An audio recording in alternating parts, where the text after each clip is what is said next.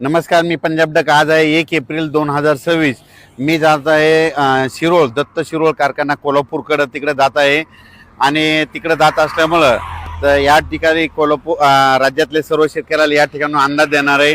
कारण की राज्याचे आता येत असताना खूप फोन आले, आज पाऊस येईल का? तर राज्यातल्या सर्व शेतकऱ्याला सांगू इच्छितो, इकडं आज कोल्हापूरकडे जात आहे म्हणून त्या कोल्हापूरच्या ऊस उत्पादक आणि साताऱ्याच्या शेतकऱ्याला सांगू इच्छितो की तुमच्याकडं आज एक तारखेला दुपारी 4च्या नंतर तुमच्या भागामध्ये चांगल्या स्वरूपाचा पाऊस पडणार आहे।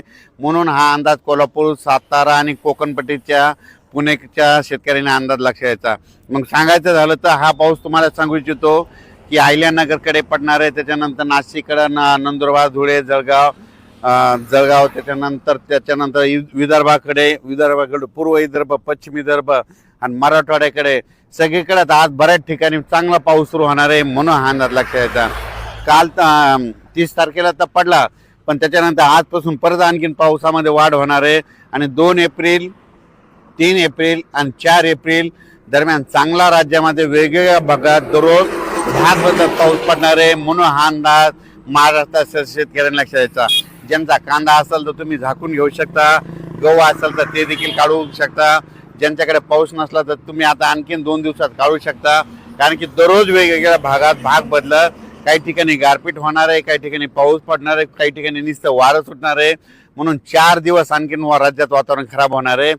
5 एप्रिल पासून पुन्हा राज्यात हवामान कोरडं होणार आहे। म्हणून हा अंदाज सर्व शेतकऱ्यांना लक्षात घ्यायचा।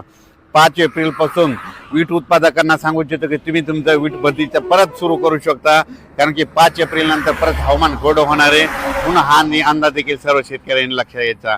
मग आता हे आज 1, 2, 3, 4 एप्रिलच्या दरम्यान महाराष्ट्रामध्ये काय भागामध्ये अशी गारपीट बघायला मिळेल। काही ठिकाणी लिंबासारखी गारपीट भेटेल, काही ठिकाणी बोरा एवढ्याला भेटेल, काही ठिकाणी चिंचोक्यासारखी गारपीट पाहायला भेटेल। म्हणून हा अंदाज लक्षात घ्यायचा। म्हणजे सांगायचं झालं देखील तर परभणी जिल्ह्यात देखील गारपीट होणार आहे, काही भागातच होणार आहे, सगळीकडे होणार नाही। नांदेड जिल्ह्यात आहे, लातूर जिल्ह्यात आहे, बीड जिल्ह्यात आहे, अहिल्यानगरकडे आहे, संभाजीनगरकडे आहे, जळगावकडे आहे, नंदुरबारकडे आहे, धुळे जिल्हा आहे, नाशिक जिल्हा आहे, त्याच्यानंतर कोकणपट्टीकडे आहे, साताऱ्याकडे देखील आहे, कोल्हापूरकडे देखील आहे, इकडं 2 पुणे त्या परिसरात देखील आहे, इकडं धाराशिव जिल्ह्यात देखील होईल, त्याच्यानंतर बुलढाणा जिल्ह्यात त्या शिंदखेड राज्याच्या पट्ट्यात देखील काही भागात होईल, अकोला जिल्ह्यात होईल, वाशिमकडे होईल, त्याच्यानंतर अमरावती जिल्ह्यात होईल, अमरावतीकडे होईल, यवतमाळ जिल्ह्यात होईल, नांदेड जिल्ह्यात देखील होईल, हिंगोलीकडे, वाशिमकडे, म्हणजे प्रत्येक जिल्ह्यामध्ये 5-6 ठिकाणी तरी या 4 दिवसात मात्र गारपीट होणार आहे। आतापर्यंत काय भागात कधी पाहिली नसेल अशी एवढ्याली मोठ्याली गारपीट होणार आहे। म्हणून हा अंदाज देखील सर्व शेतकऱ्यांना लक्षात द्यायचा। शेतकऱ्यांनी आपण आपल्या या पावसामध्ये विजेचं प्रमाण असल्यामुळं स्वतःची काळजी घ्या। पाऊस आला असताना लिंबाच्या झाडाखाली थांबत जाऊ नका, झाडावर 16% विजा पडतात। म्हणून हे देखील अंदाज शेतकऱ्यांनी लक्षात द्यायचा। त्याच्यानंतर विजा कडकडत असताना आपली जनावरे झाडाखाली बांधू नका, झाडावर जवळपास 16% विजा पडतात। म्हणून हे अंदाज लक्षात द्यायचा। शेतकऱ्यांना देखील झाडाखाली थांबू नये, झाडावर जास्त विजा पडतात। म्हणून ही अंदाज देखील सर्व शेतकऱ्यांनी लक्षात घ्यायचा। 5 एप्रिलच्या नंतर परत राज्यात हवामान कोरडं होणार आहे। म्हणून ही अंदाज सर्व शेतकऱ्यांनी लक्षात घ्यायचा। डाळिंब शेतकरी त्यांना सांगू इच्छितो की 5 एप्रिल पर्यंतच वातावरण थोडं खराब आहे। 5 एप्रिल पासून राज्यामध्ये लगेच हवामान कोरडं होणार आहे, उन्हाची तीव्रता वाढत जाणार आहे।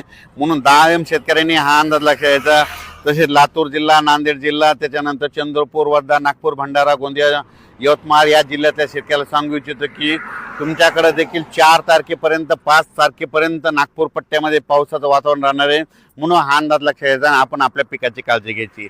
अचानक वातावरणात बदल झाला तर पुन्हा उद्या एक लगेच मी शेतीला जाईल। धन्यवाद।